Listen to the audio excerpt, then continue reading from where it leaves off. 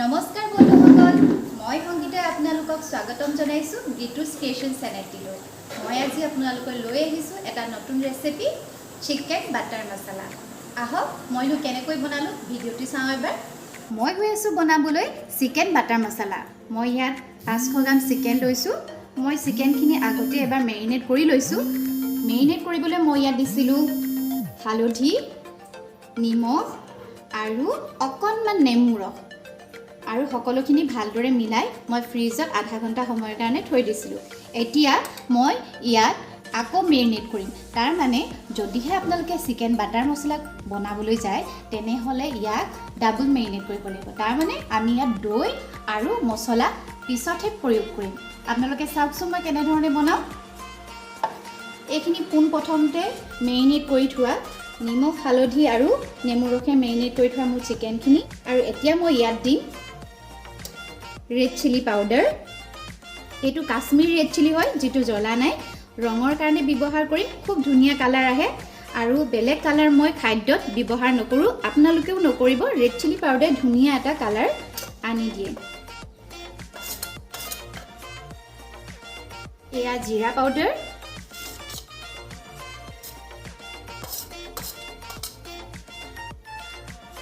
ধনিয়া পাউডাৰ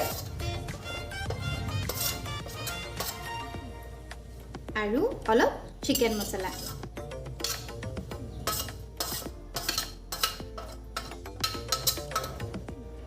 আৰু মই অকণমান গৰম কৰি লোৱা তেল লৈছোঁ যাতে কেঁচা গোন্ধটো নাহে। আৰু ইয়াত মই দি লওঁ। এতিয়া মই দৈ ইয়াত 2 চামুচ দি ইয়াত ভালদৰে মিহলাম মছলাখিনিৰ সৈতে।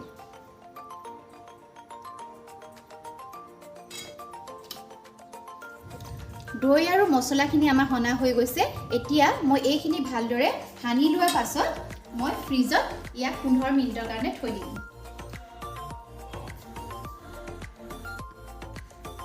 চিকেন বাটাৰ মছলা বনাবলৈ যিহেতু 2টা প্ৰচেছৰ দৰকাৰ, আমি চিকেন টিক্কা সুকীয়াকৈ বনাব লাগিব আৰু মছলাখিনিও আমি বেলেগ ধৰণে গ্ৰেভিখিনি বেলেগকৈ বনাব লাগিব। এতিয়া মই চিকেন টিক্কা বনাবলৈ গৈ আছোঁ যিহেতু মই ফ্ৰিজৰ পৰা উলিওৱা চিকেনৰ পিচখিনি মাইক্ৰ'ৱেভেনৰ প্লেটত এনেধৰণে সজাই লৈছোঁ। আপোনালোকৰ যদি অভেন নাথাকে তেনেহ'লে আপোনালোকে জেনেৰেল গ্ৰিল টাৱা বনাব পাৰে তাতো টিক্কাৰ কাৰণে।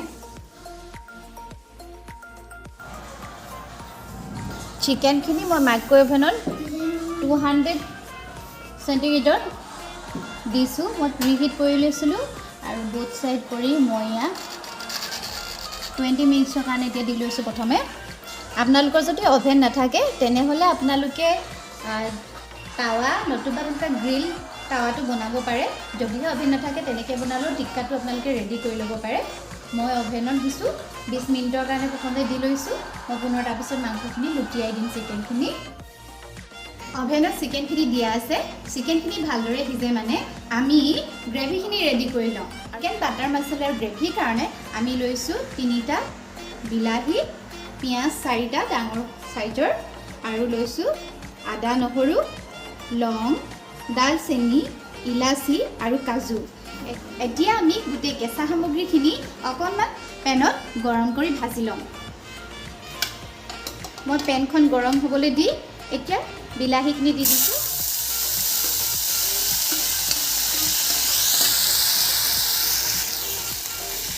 মই আচলতে ইয়াৰ কেঁচা গুণটো যাবৰ কাৰণে, কেঁচা ভাৱটো যাবৰ কাৰণেহে দিছোঁ। গতিকে মই অকণমান ইয়াত গৰম হৈ অকণমান ভাজিম। মই পিঁয়াজখিনি দি দিছোঁ।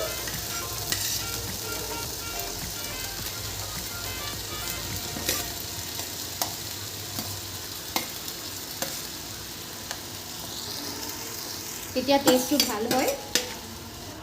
বিলাহী আৰু পিঁয়াজ দিয়া হৈছে।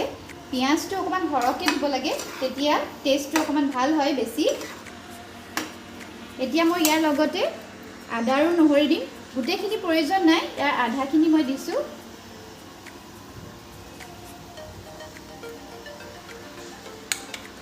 সকলো মিলাই দিছোঁ। অলপ এনেদৰে আমি ভাজি ল'ম। যিহেতু এই গোটেই কেঁচা সামগ্ৰীখিনি ভাজি লৈ আমি পেষ্ট বনাম, এতিয়া আমি ইয়াত তেল প্ৰয়োগ কৰা নাই, ভাজিহে লৈছোঁ। ইয়াতে এতিয়া মই সকলো সামগ্ৰী দি দিম মই দালচেনি লং ইলাচি আৰু কাজু দিছোঁ গ্ৰেভিটো ভাল হ'বৰ কাৰণে আপোনালোকেও দিব কাজু আৰু আপোনালোকে ইচ্ছা কৰিলে ইয়াত তেজপাত দিব পাৰে মই এতিয়া ইয়াত কালাৰৰ কাৰণে অকণমান কাশ্মীৰী ৰেড চিলি পাউডাৰ দি দিম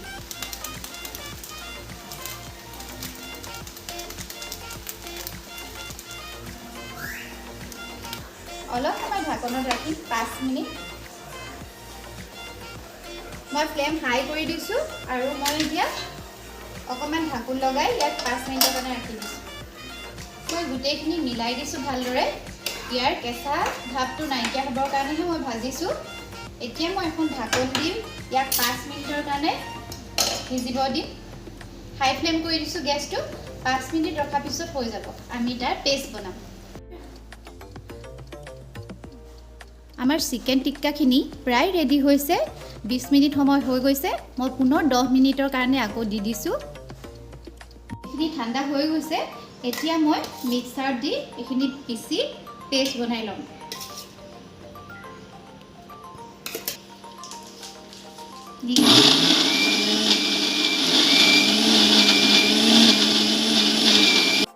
পেষ্টখিনি বনোৱা হৈ গৈছে ধুনীয়াকৈ ভালকৈ আপোনালোকে মিহিকৈ পিচি ল'ব নহ'লে এইটো খাবলৈ গ্ৰেভিটো ভাল নহ'ব ভাল নালাগিব মিহিকৈ পিচি ল'ব পেষ্টখিনি আমাৰ ৰেডি হৈ গৈছে ধুনীয়াকৈ এতিয়া মই পেনখন এইপিনে পাতি দিছোঁ গেছত আৰু পেনখন গৰম হৈছে ইতিমধ্যে মই ইয়াত সামান্য তেল দিম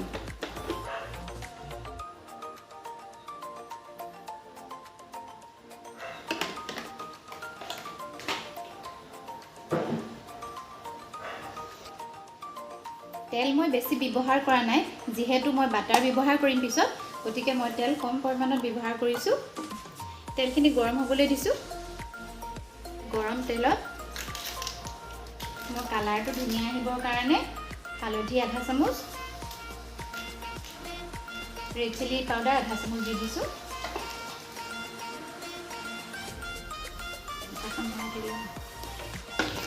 এইখিনিতে এতিয়া মই এইখিনি এই পিউৰিখিনি যিখিনি বনাই লৈছিলোঁ পেষ্টখিনি এইখিনি গোটেইখিনি গ্ৰেভি পেষ্টখিনি দি দিম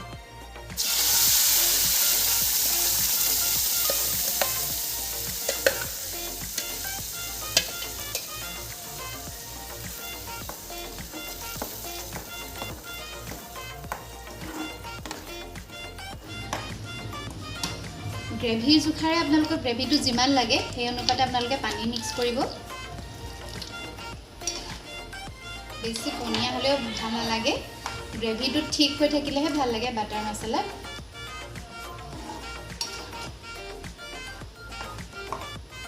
মই এইখিনি উতল অহালৈকে ৰৈ দিছোঁ গ্ৰেভিখিনি মই উতলিবলৈ দিছিলোঁ ধুনীয়াকৈ উতল আহিছে এতিয়া মই এই চিকেন টিক্কাখিনি এডোখৰকৈ দি দিম চিকেন কেইডোখৰ ইয়াত দি দিছোঁ অলপ গ্ৰেভিৰ লগত মই উতলিবলৈ দিম অকণমান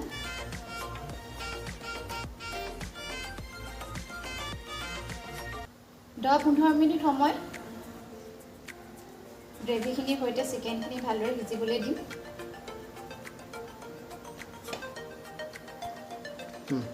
মই জুইটো মিডিয়াম ফ্লেমত দি গ্ৰেভিটোৰ সৈতে চিকেনটো সিজিব দিছোঁ অকণমান মই ইয়াত সামান্য গৰম মছলা দিম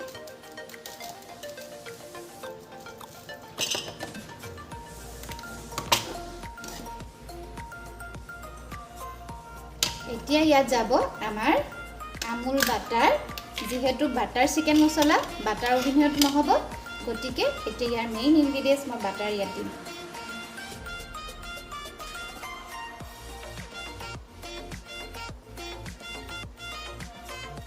মই 2 চামুচ বাটাৰ দিছোঁ ইয়াত যেহেতু মই ইয়াত আগতে কম পৰিমাণৰ নিমখ দিছিলোঁ এতিয়া মই ইয়াৰ সোৱাদ অনুসাৰে নিমখ দিছোঁ আপোনালোকেও তেনেধৰণে আন্দাজ মতে নিমখ দি দিব আমাৰ চিকেন বাটাৰ মছলা প্ৰায় ৰেডি হৈ গৈছে এতিয়া মই অলপ কচুৰি মেথি ইয়াত দি দিম আৰু গেছটো নুমাই দিম এতিয়া মই অলপ কচুৰি মেথি দি দিছোঁ আৰু মই গেছটো অফ কৰি দিছোঁ আৰু ঠাণ্ডা হোৱালৈকে মই ইয়াক ঢাকনত ৰাখিছোঁ ঠাণ্ডা হ'লে আমি ইয়াক পৰিৱেশন কৰিম চিকেন বাটাৰ মছলা ৰেডি হৈ গৈছে মই ঠাণ্ডা হ'বলৈ দিছোঁ ঠাণ্ডা হ'লে জিৰা ৰাইচৰ সৈতে ইয়াক পৰিৱেশন কৰিম আপোনালোকেও বনাই খাই চাব ৰুটি নান নতুবা পোলাও সৈতে খুব ভাল লাগিব গাৰ্নিচিঙৰ কাৰণে ইয়াত অকণমান ক্ৰীম দি দিছোঁ আৰু অকণমান বাটাৰটোৱে ধুনীয়া গোন্ধ আনিব লগতে সোৱাদপূৰ্ণ হৈ পৰিব এইয়া মোৰ চিকেন বাটাৰ মছলা ৰেডি চিকেন বাটাৰ মছলা আৰু লগত আছে জিৰা ৰাইচ এতিয়া মই সাৰ্ভ কৰিবলৈ লৈ যাওঁ